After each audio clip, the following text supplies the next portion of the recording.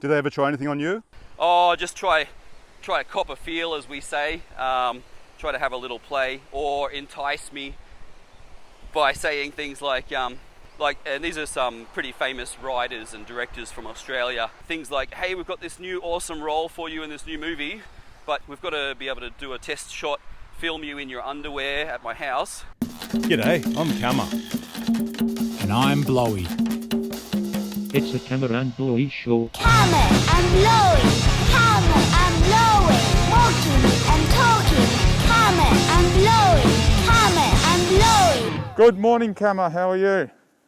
Blowy, I've got sunshine again. I think the worst of this rain has passed. I mean, there are still big, fluffy, heavy-looking angry clouds in the background, but yeah, it's been pretty good weather for the last few days.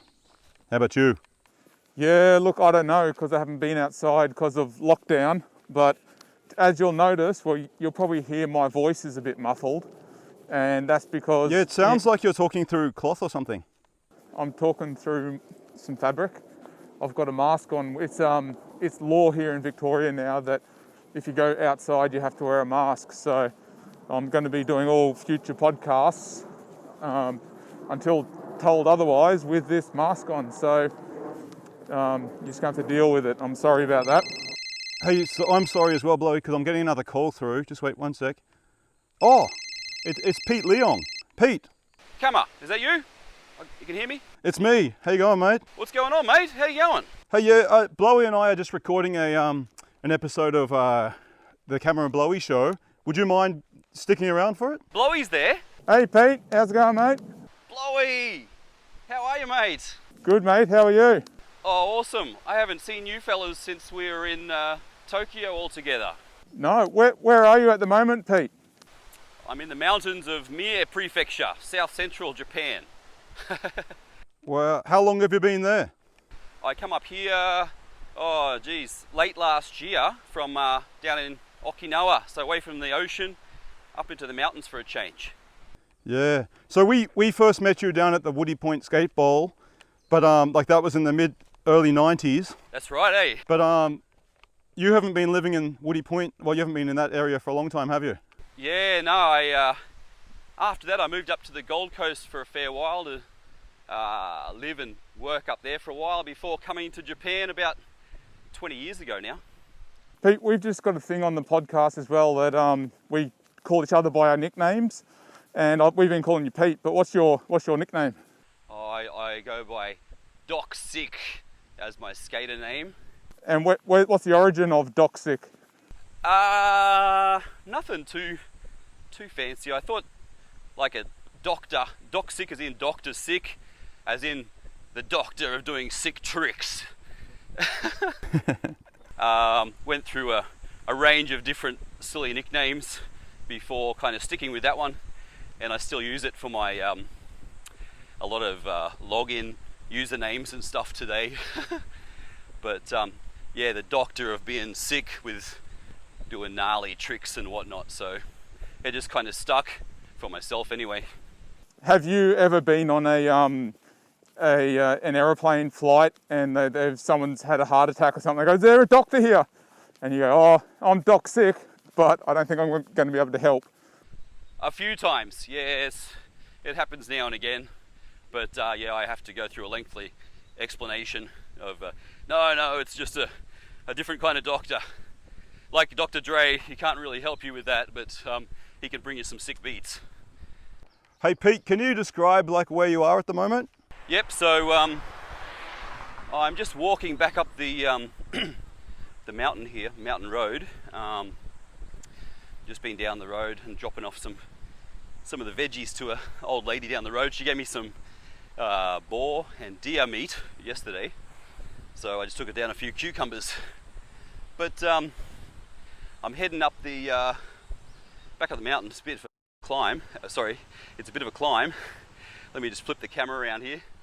It's a bit cloudy today, but in the background there you've got Mount Gozei Shore. It's the main mountain for here, and then across the road here. So we're up away from the main town. I don't know if you can see it, but my house is through there, and if you look down here, This is my little waterfall in the front yard here, which is on the camera now, which I'm walking up past. And so, yeah, this is a mountain road that leads up across to the next prefecture. And yeah, it's a very nice, quiet little spot away from the towns. Nothing up here. Everyone up here is in their 60s or above, except for us. But it's a nice change from Okinawa. Okinawa was beautiful beaches and all that, of course, but you're woken up with fighter jets at 6:30 in the morning, every morning pretty much. So this is very peaceful and chill, and I got room to grow veggies and just lots of beautiful hiking and waterfalls galore. So yeah, it's a beautiful little part of the country. And if we're lucky, we might see some monkeys today, hey? Yeah, there's plenty of wildlife about. A good amount of monkeys and deer and boar we see on occasion. Monkeys you see almost every day, eh? There's heaps of them, and they like to hang out here in the rivers. And I'm just crossing the bridge. It might be a bit loud to get to my home. Yeah, if I do see some monkeys, I'll let you know for sure. But okay, I'll continue on walking back up this way. I'm going to head down towards my my place, and then down to the river and waterfall. Yeah, so Pete, today, like us, like Joe and I, as you know, you'll remember we appeared in the television commercial for a burger chain, and so you know we're kind of aware of what it's like to be in the public spotlight and be famous and everything. But now you've also had a bit of experience like this, haven't you, as a child actor? I certainly did, yes. I got into that when I was about 13, 14 years old, I think. And started off with... Can you walk us through your first job that you did? Yeah, first one was so auditions for musicals. And I started out in a production of The King and I in at the Brisbane Entertainment... No, what is it? The QPAC, the Performing Arts Complex. And yeah, I ended up getting one of the lead roles as the kids. I'm just coming past my house here now as we walk down. And yeah, what an experience. It's a lot of rehearsals and a lot of time. I got to get out of school early every day and head into Brisbane to get my rehearsal on, and then a few months of actual performances twice a day. And that led on to other shows, other musicals. The Wizard of Oz was another big one. Sorry, just going back to The King and I, what kind of part did you have in that? So I was Prince Chulalongkorn, who is he's the crown prince.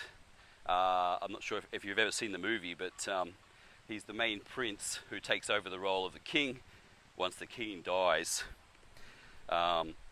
So yeah, there's quite a lot of singing and lines to remember, and it was a whole lot of fun.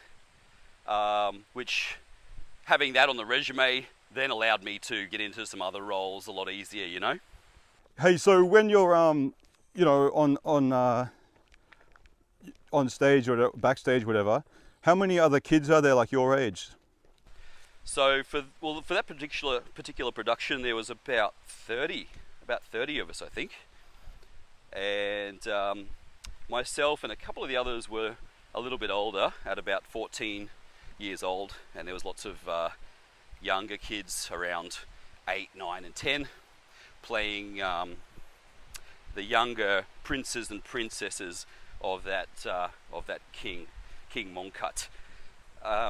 Yeah, so it was a lot of fun. We were just all in there having a muck around, and you know how kids are, just not taking it too seriously. But the producers and that have spent millions on these productions, so just bear with me. I'm just pulling cobwebs out of the way while I walk through my little trail here down to the river. And yeah, so we were just having a ball, having a laugh, plenty of free food and all that. Like you guys said in your Burger King ad, like when they put out that buffet for you and free food, you just go crazy. And that's, as kids, that's what that's what we look forward to, isn't it? Don't care too much about the money and that, but more so about having a bit of fun and free food and that. And also, Pete, like you said, and we said as well, getting out of school early. That was like one of the big key points. Oh yes, indeed. Yes. I wasn't too shy about sharing that little tidbit with friends. Like, oh, I'll see you later. I gotta go to work now, and go do my acting. You can stay here and enjoy your maths class and science and whatnot. That was awesome. So I did that for a few years. What did that do for your credit school? Oh, it didn't hurt with the ladies. I'll tell you that much. I had no problem getting a few girlfriends at the time, and it was kind of funny though having some of the girls come up, ask for autographs and stuff when it wasn't even at that stage. I hadn't even done much TV or films or anything like that. But I was just enjoying it, with the female attention and stuff like that. Yeah. Hey Pete, we're starting to lose you there for a second. Oh, okay. Yeah, I'm down by the waterfall now. That sounds better. Sounds better now. Yeah, I'm down by the waterfall in front of the house now. Can you describe the waterfall for people that are listening on the audio? Yeah, so somehow, luckily, when we moved up to this house, we looked around at a few places on the internet, and there was your regular townhouses and stuff down in the town. And then there's one house just stood out up in the mountains, away from everything. Nice big kind of, almost like a log house. And having two dogs and one being pretty large, it's quite difficult in Japan to find a place that will allow you to bring in dogs and that, right? But this place is okay. And then when I came here to check it out, I could hear this rapids in the front yard. And so I cut a path through the bit of bush here behind me. And then I discovered there's this pristine, beautiful waterfall right here in the front yard. Beautiful for swimming in summer, having a picnic or a beer here on the rocks. And the water is just super clear. You can see all the way through it. You can sit on the waterfalls. And what I like doing is walking up along the waterfalls, following it all the way up to the mountains. So it's just endless amounts of waterfalls you can hike up, and along the way you're sure to find a bunch of monkeys hanging out, and just endless beautiful scenery, eh? Do the monkeys cause any problems for you? Like, do they steal things, or do you have to kind of secure loose items? Yeah, they often, well, not too often luckily, but now and again they'll come up and pinch my veggies from the veggie garden. They'll steal a few tomatoes and cucumbers, and but more often than not, they just like to hang out in the trees around the house, and then the dogs go bonkers. They want to go out and play with them. But usually, I mean, I've heard of a few monkey attacks, some people getting bitten and that. Do they have diseases, Pete? Not that I know of. I haven't heard of anything about rabies or anything like that. But they do get feisty, eh? If you try to approach them, they'll jump up and start making all sorts of crazy noises like they're going to attack you. So yeah, they like to get a bit feisty. But they're cool to watch. I like to photograph them, and their babies, they're really cute. While I'm sitting there editing videos and photos, I can see them out my office window sometimes. So people won't be familiar with you either, so you're not just a hobbyist, are you, in terms of photography? That's right. Yeah, after all the acting and stuff I did in my younger years, I went on to have a few different jobs. After that, I was an announcer for a while, and rock climbing instructor, and that until my first trip to Japan, and I somehow fell in love with photography after getting my first camera. And I started working for some Japanese tourism companies and that back on the Gold Coast, and it all started from there. So I started mainly doing just photography back on film still at that time, and skip forward 20 years later, I started a couple of companies here in Japan, shot over 1,000 weddings. Over 1,000? Over 1,000 now. 30 a month sometimes for 10 years in the prime. I calmed that down a lot. You would travel overseas and stuff for some weddings, wouldn't you, Pete? Yeah, that's right. Once I quit with the wedding companies, the Japanese wedding companies, I started my own company, Photo Shisa. Then finally I started to get a bit of a name for myself and a few sponsors and that. And then offers started coming in to travel to whatever, the Hawaii or Europe, and shoot like a pre-wedding photo shoots or the actual weddings themselves.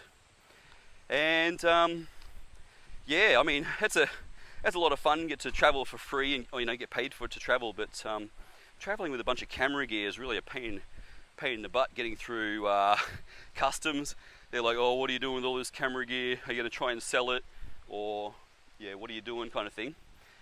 But at the end of the day, it was a lot of fun and somewhere new to shoot, Pete, give us, I remember I saw a post that you did a while ago about some tips about getting that camera gear through customs, but you had a good little hack. Yeah. So one of my buddies in the States makes these custom vests for everything from journalists to fire rescue, and you can have them customized however you like. So I had a vest made up that would hold my laptop, 2 camera bodies, lenses, all that stuff.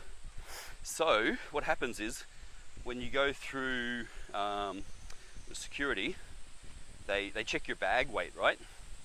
But they don't check what you're wearing. They don't check the weight of your pockets. So I was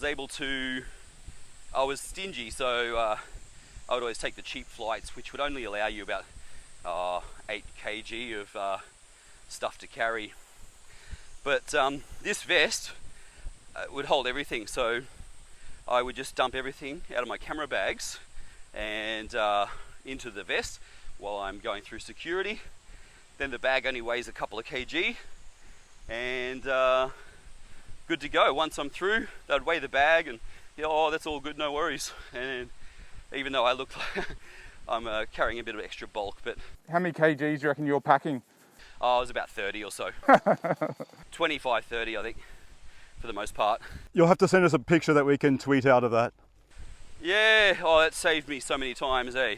And then that video actually went pretty viral on Petapixel and some other photography websites and that. And there's a lot of funny comments on there. People like, oh, but you look like a terrorist wearing a vest like that, Like, I don't care if it works for me. No one ever hassled me. Security never pulled me up, asked me about it, and it's handy as you can keep everything in there, passport, wallet. So and you can stick a press sign on the front, can't you, Pete? Like a Velcro, like you can put the words press on the front. Did you do that? Exactly right. Yes, I had various patches, Velcro patches that either had my company name or press or whatever. So just to look a bit less inconspicuous, or whatever you want it to be, really. Just less of a terrorist. Yeah, I didn't have any that said terrorist. I thought that might be pushing it a little bit too much. Yeah, that's not a good idea. Hey, let's return to the child acting. Oh yeah. So we're going on to your second gig and how much. I'm really interested to know about the dynamics as well between some of the older actors and you. Yeah. So after doing quite a few musical type larger productions, I eventually got into doing more TV spots and then extras and films and that my agent would get me. And yeah, I mean, it was a great experience, and obviously great money for a young fella. But you meet plenty of seedy people, and also some really interesting folks that you normally wouldn't interact with. So yeah, for example, on quite a few times I'd have to do trips down to other parts of Australia to film or do productions, and then I might have to travel with one of the other actors, and like you get some that are just like dodgy with young boys, you know, some older guys that can get real dodgy, and you need to keep your eyes open. Wow. Was there anything, did they ever try anything on you? Oh, just try to cop a feel, as we say. Try to have a little play, or entice me by saying things like, hey, and these are some pretty famous writers and directors from Australia. I won't mention any names, but there's a few cars going past, sorry. But things like, hey, we've got this new awesome role for you in this new movie, but you've got to be, we've got to be able to do a test shot, film you in your underwear at my house, to make sure you got the right body look for it. I'm like, oh right, okay, yeah, that doesn't sound too dodgy at all. How old were you at the time, and like, were you savvy enough to pick up on what was happening there? Yeah, I was 14. I was 14 at that time. So I almost broke one dude's, a pretty famous rider's fingers. I almost snapped them off in a car one time. When he was trying to, I guess he was getting a bit bored on a long drive from Brisbane down to Adelaide. And then I remember that after that long drive down there, I had to share a hotel room with a couple of the other actors, because I was a bit tight still on funds. So one of the young lead actors was like, yeah, you can bunk at my room. I got plenty of room for you. All right, sweet. And then that night, turns out he's invited his other buddy around. So you've got two adult guys, a young supple 14-year-old boy, and one bed to all share together. And then when I was like, yeah, nah, I'm right, thanks fellas, I'll go see if I can sleep with the chick and share her bed. They were like, oh, you're ungrateful, and we're not giving you a ride back to the airport now. Like, they said they were going to give me a ride to the airport, and then he got all like cranky, and like, oh, if you're going to be ungrateful, we're not giving you a ride to the airport. You can find your own way. And so, I mean, that's just some of the small, less desirable experiences, but there was also plenty of awesome experiences, like getting to see, young 14-year-old boy, and then ladies getting undressed right in front of you every day backstage. Was quite an interesting experience. Yeah, so, and then just weird little experiences, like cute actresses. This one girl would, before we go on stage, she'd just give me a huge lick in the ear, like come over, we're just sitting there waiting, I'm just trying to remember my lines, and she just leans over. She was like 20 something and I'm 14, and she gives me a big lick, tongue in the ear. Oh, okay, that's how we do this here in the acting business, eh? So yeah, just lots of little weird experiences like that, but it was an awesome experience all in all. I can't deny that, and plenty, good money for a young fella, so I wasn't complaining at all. Hey, I understand as well that you became quite close with a pretty famous Japanese actress, is that right? Yeah, I mean, there was a few, but the most famous one everyone seems to know, or the older folks seem to know, is Fumi Dan. She's a pretty well-known presenter here in Japan on TV, and she's a writer, and so yeah, a lot of older folks definitely know her for sure.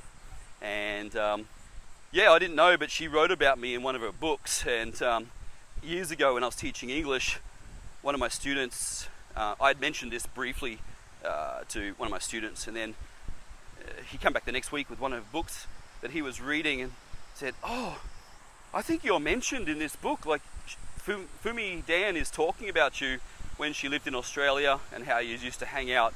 We used to stay together in a hotel. She gave me my first taste of Japanese food and my first Nintendo Game Boy. So yeah, it was a trip anyway. So yeah, she's cool. It was good fun. You haven't had a chance to catch up with her here in Japan? Oh, I just gave her a call through her agent when I first got here, but that was a few years ago now. I haven't been in contact lately, Nah. And Pete, I remember seeing you on TV. You're in a Australian TV drama, and you were a thief stealing some sunglasses. Do you remember that scene? That sounds like you're talking about the highest rated Aussie show ever, Paradise Beach. Yes. Yes. Yeah, I had a few recurring appearances in that show, always playing a thief, like a bad kid. Yeah, we would. I'd break into houses. Like, this was filmed on the Gold Coast. I'd break in and invite like 100 friends to come in and party with me. And we're kind of trashing the place or making it look like we are. But in actual fact, we all had to take our shoes off and tread lightly and don't make a mess. Just pretend like you're going crazy, partying and stuff. But they've got plastic sheets down everywhere in case we spill a drop, you know. And then I'd be stealing stuff from shops, and that was good fun. I got to hang out on that particular show. I become good friends with Olivia Newton-John's husband. Okay. Yeah, he was a tripper, a really funny guy.